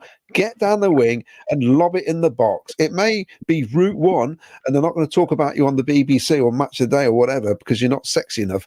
I don't care what anybody else thinks. We need to win matches, and we need to do it quickly. And we're not going to do it with Bobby Thomas doing 25 passes with Louis Binks and maybe Eccles just doing triangles in our own box. We've got to get the ball forward, be on the front foot, do what Leeds did on Saturday. Aggressive. Just aggressive. Go for it. Like we did at Watford, we did it there. But play to our strengths. It was nice to see Steve back on the pitch on Saturday, but you could clearly it wasn't a match fit. Some of his passing, even in some of his passing was. But I just think, we've got to get forward quickly, and we're not doing it enough. When there's a free kick, it takes 3 people to touch the ball. Our throw-ins are absolutely abysmal, our throw-ins. I don't know what's going on with the throw-ins. Somebody runs 30 yards, take a throw-in that goes 2 feet. And then We've always done that, Claudio. We've always done that. Can it please stop? Yeah, but we've always done it. We've always done. We have been like that for years and years and years. Milan's got a throw on him. Lob it in the box every time. Enough of it. Havoc. Yeah. Let's other teams worry about what we've got instead of us just sitting back and letting them come at us. So I think we've got to be on the front foot. We do that, a chance. Blackburn aren't brilliant. They're not massively fantastic. I shouldn't worry about Blackburn. They should be. We should make them worry about us, basically. Well, they're better than us at the moment. They're third in the league. We're fourth from bottom. Let's see what happens after 10 games. Yeah, there's a lot. Stop it! Wow. Stop it! There's a long way to go. A long way to go. Wayne, what's your thoughts on Tuesday? It's huge. It's absolutely huge. This early in the season, I think it's massive. I mean, if Blackburn have done their homework on us, they know that they've just got to press us and they'll break us down because we really seem to struggle against teams who press us. They came out second half against QPR, all guns blazing, tepid in the first half, second half, at them and broke them down. I think if we go a goal down, that atmosphere in that ground will be very toxic. I think there'll be boos and everything going on. And I think if it's still 0-0, 70, 75 minutes, it's going to get very nervy. Is it a must-win game? Do you think it's must-win? No, I don't think it's a must-win. I don't think it's a must-win in that sense. I think it's a must-win for the management and for Robbins. I really do. I think these next 2 games at home are crucial. I think if we only get 1 point at least from them, he's in trouble. I think if we lose both, I wouldn't be surprised if he's gone. I think we need a minimum of 4 points. I don't think it's a must win, but I just think atmosphere-wise, it's going to be very nervy. I think the players are going to be nervous. I don't think they'll come out firing. I think Blackburn will. I think Blackburn will come straight at us because they know we're on the back foot already and we're feeling the pressure. So, but I think, if we can get to half-time not losing, you never know. But the longer that game goes on and we're either drawing, it's going to get, It's going to be interesting. This is what football's about. It's great, but there's going to be some fingernails being chewed off. I can tell you that. Would you go to earnt or not? Yeah, 100%. Yeah, and I think it would be Bassett and what was the other one? Asante. But I'd also, whether it was Bassett and Sims, I think that would be interesting. But I think Bassett and Asante would be good based on how they performed against Tottenham. I don't think you could go against that because it opened up so much for Rodoni. It really would. I put Milan back in his correct position, Tats on one side with him, right on the Mason Clark on the other side, and I generally keep Hadji Wright far away from that pitch as possible. Fair enough. Well, that's it. Sorry if you're listening, Hadji, but I just don't care. He don't deserve to be in the team at the moment. Right. You'd be looking to get a place on the bench. Can I just ask as well, just quickly, who would you put in goal? For me, it would be back to Dovin because I don't see where he's made a real banger or an error. I think the goals that we've conceded, don't really think 99% of them he could have done anything against.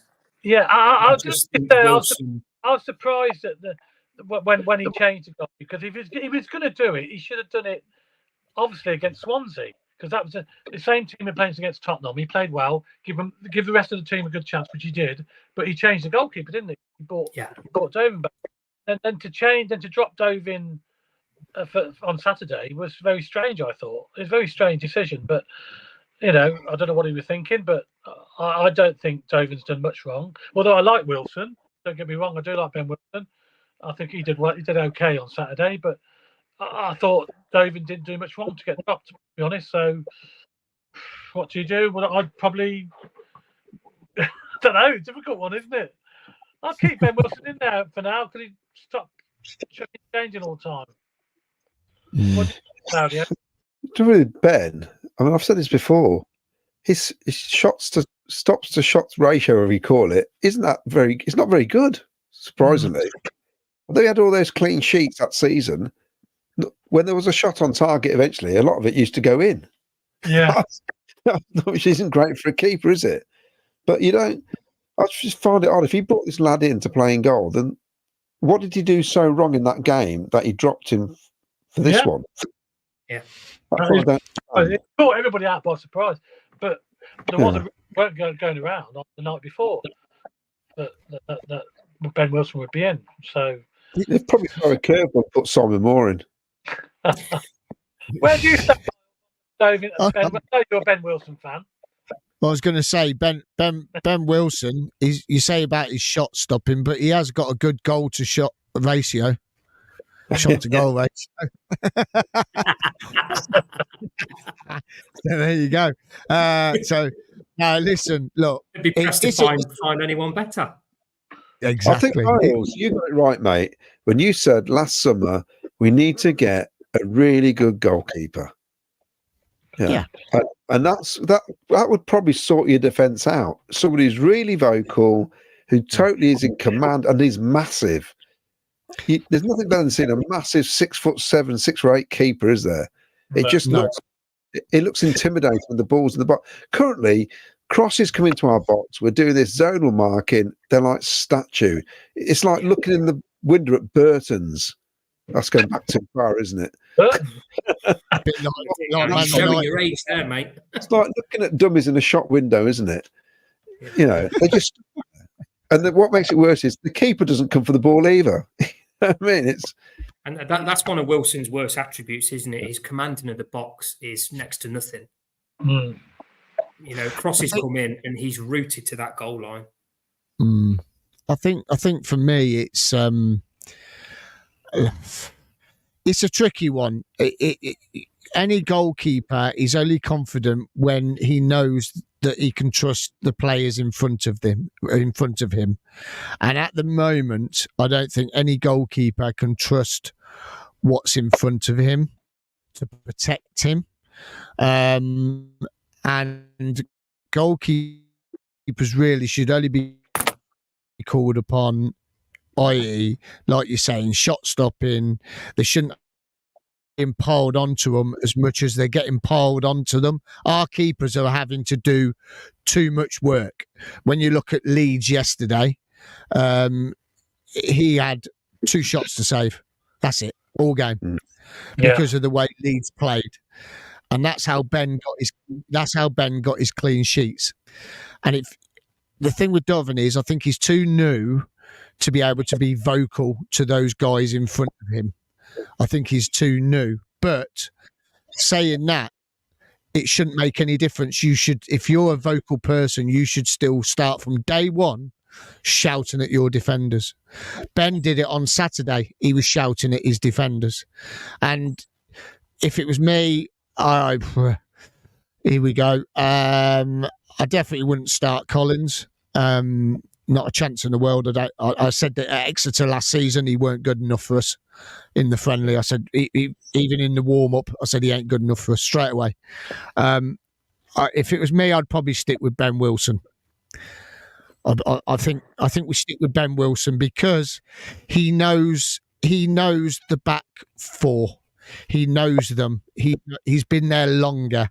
So he will probably feel he can shout at them more than Dovin, although really Dovin should be doing that from day one. But I think that Wilson would be able to tell them more than what Dovin can tell them. And so I would start with Wilson, to be honest, on Tuesday. Have we got any fun things to look at? Because I think we've been a bit moody tonight. I think we're cheering up. Let's get a score prediction then before we move. Go on, and Milesy, what do you think? Tuesday night. I'm going for a boring 0-0. I want us to get a clean sheet. I don't care if we win or draw. I don't want us to lose. Okay. I'll go for I want a clean sheet. I want us to go into Sheffield Wednesday with a clean sheet, to go at Sheffield Wednesday and annihilate Sheffield Wednesday, because I hate Sheffield Wednesday. It's a good big Sheffield Wednesday. Claudia, what do you think? All right, here we go. I'm going for a big 3-0 win. Oh yeah. I think. And then people come on here and go, "Told you so." Give me pelters and all the rest of it. I'm more happy to take it. Wayne will get it on social. Yeah, yeah. Who too? Yeah. Yeah. Why not? 3-0. That's as daft as it is nowadays. It could happen. I mean, I'll be surprised if it does. Okay. But I think I've said this before, our matches are simple. You can tell by the first 5 minutes how they're going to go. Yeah. We look like where you sit in your seat going, "Blimey, what's happening here? We're on the front foot. This looks great." And we tend to do quite well. Or it's like Saturday where we don't lay a glove on them. So if we come out the trap straight away, we can win this 3-0. Simple as that. If we don't, it's a long night. I'm going to say then, based on that analogy, I'll text this channel 10 minutes into the game with my prediction. Yeah. You can almost read the game at the minute, how it's going to go. Swansea match was a pointing, that's exactly that, wasn't it? Yeah. Saturday as well. Okay, 3-0. So Wayne's going to go for, what would you say? I'm going to be boring. I think it's going to be a 1-1. 1-1. Okay. A 1-1. Yeah, I'd love a clean sheet. Don't get me wrong, because I think if we get the clean sheet, I think there's a possibility that we could really turn Chef Wednesday over with that little bit of confidence. But I can't see Blackburn not scoring. Confidence is high, and I think they're going to come at us. Okay. Yeah. I'm going to go for 3-1 to the Sky Blues. Yeah, 3-1. I know. How could none of us go for a defeat after what we've just seen? I think we'll turn it around. Even after what I've seen on Saturday, I think we'll turn it around dramatically. And we'll concede a goal, We might go down, but we'll come back in a minute. Oh dear, that's brilliant. That's brilliant. That's brilliant. I love it. So anybody's going up Tuesday, by the way, there is a parking. We've got parking there is. availability. Yes. There you go. Home game parking. There you go. Yeah. Just go details on there. Yeah. Go to coventryparking.co.uk and you can book your space. There's quite a few car parks around that they hire out as well. Also, if you're going to any away games, check out their website as well, because you can get parking at the away games and it is nice and secure as well. So if your car's got loads of stickers on it, like Ken's got with his fluffy dice and everything, his Coventry City fluffy dice and all his stickers, it won't get vandalised at the ground. So it's nice and safe for you there. Also, we got travel as well. If you want coach travel, get over to ccfctravel.co.uk. They are fantastic. They did all the official travels last season and they are still keeping their coaches going. And everyone's like, hello. I'm going to so everyone head over to that over there. And you can get some away travel as well. It is really good, and just to go and enjoy your day out like everyone did yesterday. We've also got a fantastic night coming up this week at the Warwick and Leamington Supporters Evening, Thursday, the 3rd of October. Oh, it's not long now till I go on my holidays. 29 days tomorrow. Get in. Right. Coventry City Supporters Club, Leamington and Warwick. I've got an evening with Oggy. Who else have got? Oh, yeah. Oggy, David Phillips. It is David Phillips. You've done it wrong, guys. Look what you put on the poster. We'll take a hit. That's not good. It's David, Lloyd McGrath, Dave Bennett, and Mickey Gin will be there, hosted by Billy Bell. And how much is it, Claudio? Is that £5?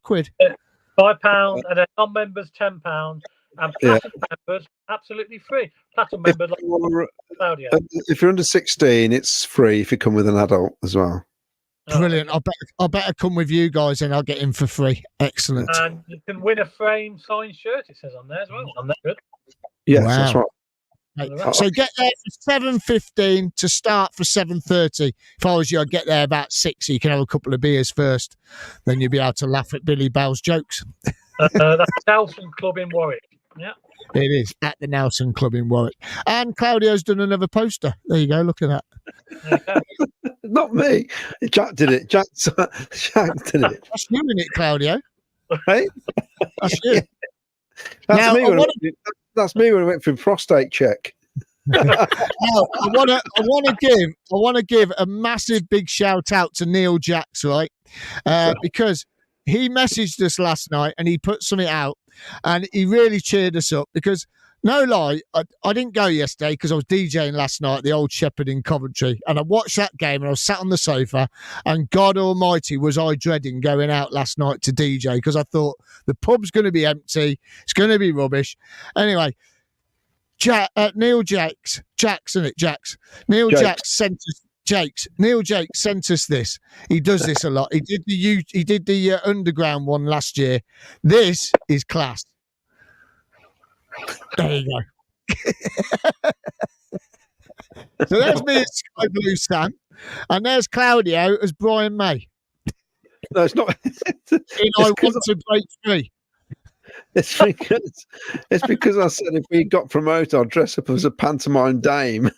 It's Cecilia. It's Brian May.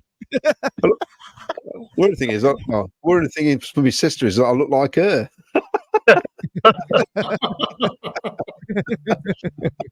So I thought that was pretty clever. That cheered us up anyway. Also, one thing to be bright about, just think where we were a few years ago. Lost 6-2 to Yeovil Town. Yeah. Do you remember that? Oh my God. So just remember, guys, it ain't always bad. And can I just say, I want to give a bit, like some of the lads at the Shepherd, they're going to watch tonight. I want to give them a big shout out because they got back from Leeds, and I'm not lying. This pub's great. I love it. It's brilliant. on you, by the way, but I was so depressed when I got back. I went, Oh, the fans are brilliant. They turned up, they got off the coach, they came into the Shepherd last night, and they're in good voices. I want to show you this. It's a minute long, but look at the boys. They are top class, and this is why we've got to keep the faith, because these boys last night boys and girls, because a few girls that went as well, they put a big smile on my face last night. And if you watch the videos, even a Liverpool fan trying to join in, but you don't know the words. Here you go.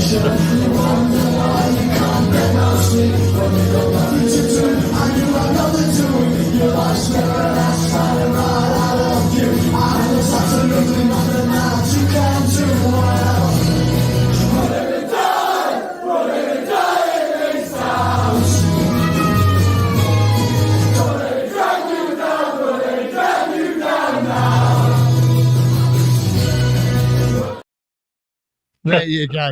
In real loud voices, really giving it all. And they just got off the coach from Leeds, and they were brilliant. So you got to keep the faith. If the fans like that, they've travelled that way, they come in there and they do that, we got to keep the faith, haven't we? Got to keep the faith.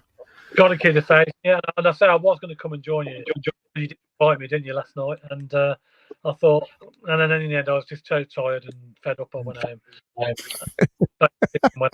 I have got something I do want to read out. It's a bit of sad news, actually. Well, very sad news. We had a message from Mark Harrington, he goes sometimes away with the Bedworth and the Eton Supporters Club, and he sent me a message saying that this is from Charlotte Cogley, and it says, "We are devastated to say that yesterday we suddenly lost our amazing dad, Andy Cogley. Thank you for your kind messages. As a family, we are absolutely heartbroken. Our lives will never be the same again." He's a massive Coventry City fan, and not particularly old either, which is such a shame. Oh, but, yeah, our thoughts are with you and your family. It's a very, very sad time. Okay. Yeah, he's very young. He was younger than me. So he's young. Okay, have we got any more comments we want to know before we, or not? Let me see if I can pick some out. Here you go. Team news. Oh. Claudio. Interesting.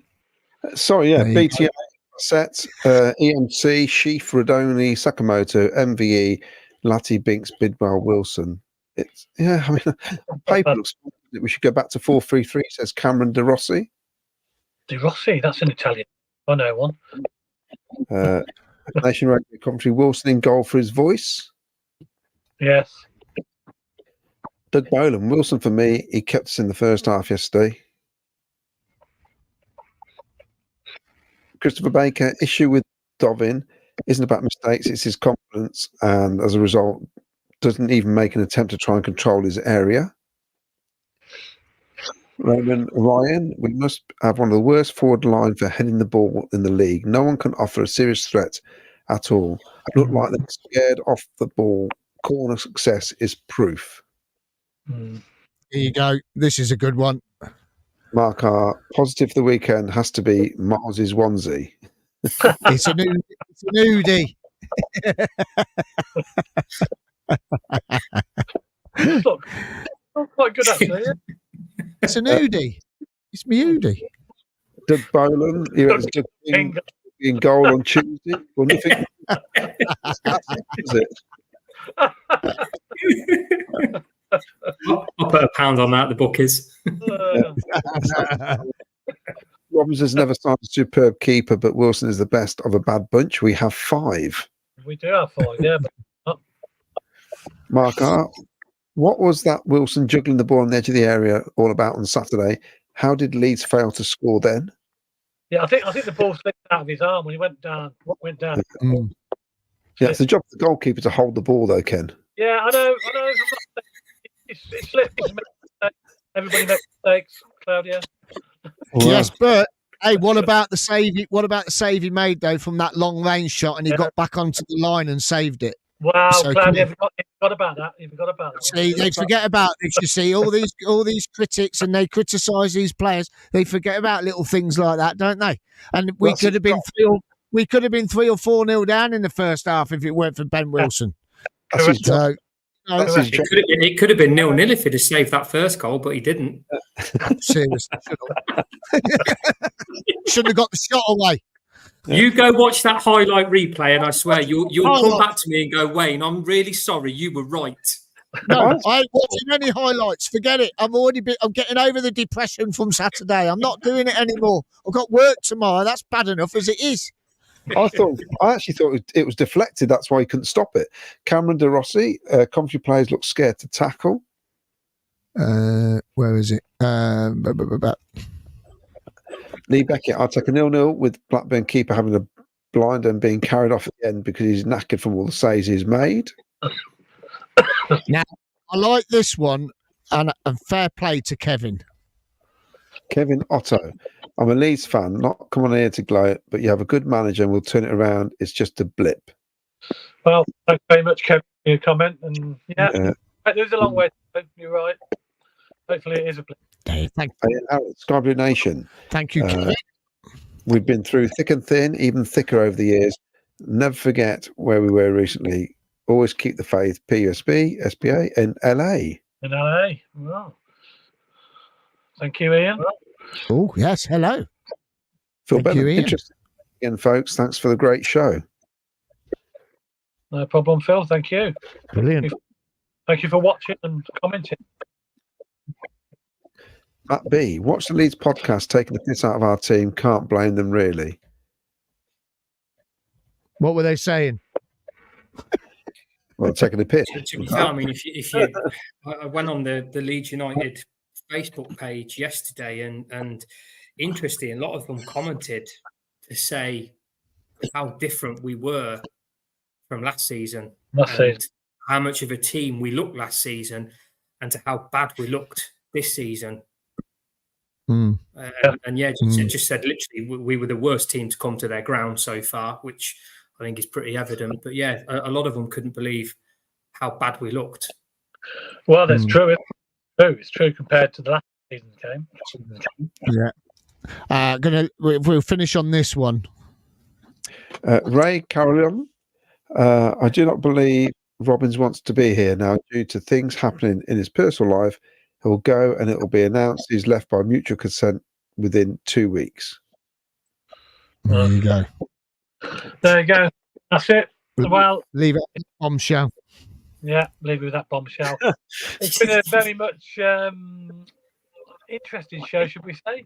Plenty of comments. Thanks very much for your comments. We had so many comments. Sorry if we didn't get to your comment and read it out, but we had so many. We're trying to get through as many as we can, but we had so much to talk about with obviously all the goings on for Saturday, all the fallout, Doug King, Mark Robbins, team selection, etc., etc. Let's hope we can get it right on Tuesday night, and let's hope we can turn it round and get 3 points in the bag. You might even see Doug King in goal. You never know. Stranger things have happened. Anyway, have a very good evening to you all, and Miles, you'll be back Thursday. Your show Thursday nights. Yeah. That depends. That depends on Tuesday night's performance. I must have done something stupid. No. Yeah, we'll be here Thursday. Yeah, we'll be here Thursday. Yeah, definitely. Looking forward to Sheffield Wednesday. We won't be having the same fan as last season. That's for sure. Right. Okay. That's a definite. Okay. Thanks for watching and commenting, everybody. Thanks very much, Wayne Littlewood, as always. Thank you. Been a pleasure. Thank you very much. Thank you, Claudio and Milesy. Thank you very much. Let's hope for 3 points on Tuesday night, and our next live show is on Thursday with Miles. So a very good night to you all, and play up Sky Blues. Play up Sky Blues.